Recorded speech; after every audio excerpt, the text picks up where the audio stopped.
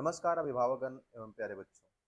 मेरे पास स्टूडेंट्स से रिलेटेड कई सारे सवाल आते रहते हैं। अभिभावकगण के भी कई सारे सवाल आते रहते हैं। एक अहम सवाल कि कोई बच्चा या बच्ची अभी सिक्स में, सेवन्थ में, एट्थ क्लास में, नाइन्थ में या टेंथ क्लास में है। उसे टेंथ बोर्ड भी देना है आगे जा कर के, और उसका ड्रीम है कि मुझे आईआईटी, नीट या फिर अदर कॉम्पिटिटिव एग्जाम्स की तैयारी करनी है, आगे क्वालिफाई करना है। तो उसके लिए क्या करना चाहिए? क्या उसे सिर्फ स्कूल जाना चाहिए? स्कूल के साथ साथ उसे प्रिपरेशन पर भी ध्यान देना चाहिए? सिर्फ बोर्ड की तैयारी करनी चाहिए, या फिर बोर्ड के साथ साथ फाउंडेशन पर भी नीट के, आईआईटी के या फिर अदर जो भी कॉम्पिटिटिव एग्जाम की तैयारी करना चाहते हैं उस पर भी ध्यान देना चाहिए? फाउंडेशन या स्कूली शिक्षा के साथ साथ एडवांस्ड नॉलेज कितना ज़रूरी है, इसको हम लोग एक स्टोरी से समझेंगे। वो स्टोरी किसी और की नहीं बल्कि मेरी खुद की है, जो मैं अक्सर बच्चों को क्लास में समझाता भी हूँ, कहता भी हूँ। तो ये बात तब की है जब मैं टेंथ पास करने के बाद सुपर 30 के संस्थापक आदरणीय आनंद सर के पास कॉम्पिटेटिव एग्जाम की तैयारी करने के लिए गया हुआ था। वहाँ पर जब टीचर्स पढ़ाते थे और जब वो क्वेश्चन देते थे सॉल्व करने के लिए, तो मैं क्वेश्चन पढ़ रहा होता था कि एक्चुअल में क्वेश्चन कह क्या रहा है। और जबकि मेरे साथ बैठने वाले कुछ मेरे दोस्त ऐसे भी थे जो उस क्वेश्चन का तब तक रिप्लाई कर रहे होते थे, आंसर बता रहे होते थे। धीरे धीरे उनके साथ दोस्ती हुई, और जब मैं उनके घर पर गया एक बार मिलने के लिए, तो मैं हैरान रह गया उनका नोट्स देख करके कि ये सारी चीज़ें जो हम उस टाइम पढ़ रहे थे, वो तो उनको उनको नाइन्थ क्लास में, टेंथ क्लास में, एट्थ क्लास में उनका बेसिक कॉन्सेप्ट उनको बताया गया था, क्वेश्चंस प्रैक्टिस कराए गए थे।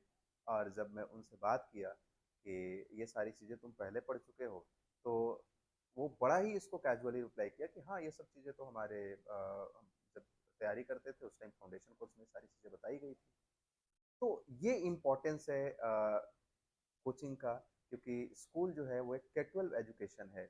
स्कूल आपको बोर्ड की तैयारी कराता है। उसके साथ-साथ अगर आपको कॉम्पिटिशन की तैयारी करनी है, तो ये बड़ा इम्पोर्टेंट है कि आप एडवांस पहले से पढ़ें।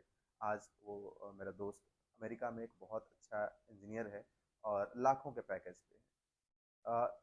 अच्छी पढ़ाई और अच्छा फाउंडेशन मिलने के पीछे रीज़न ये भी था कि उसके पेरेंट्स पहले से अवेयर थे। उसके फादर एक बहुत चर्चित हार्ट स्पेशलिस्ट हैं, और उसकी मदर भी पीएमसीएच में असिस्टेंट प्रोफेसर हैं।